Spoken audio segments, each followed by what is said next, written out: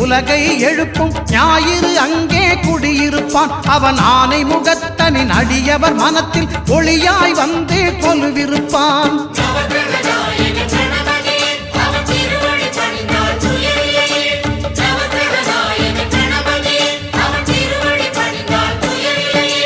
ஒன்பது கோளும் ஒன்றாய் காண அங்கு கற்பகம் என்னும் கடவுளின் மெய்யில்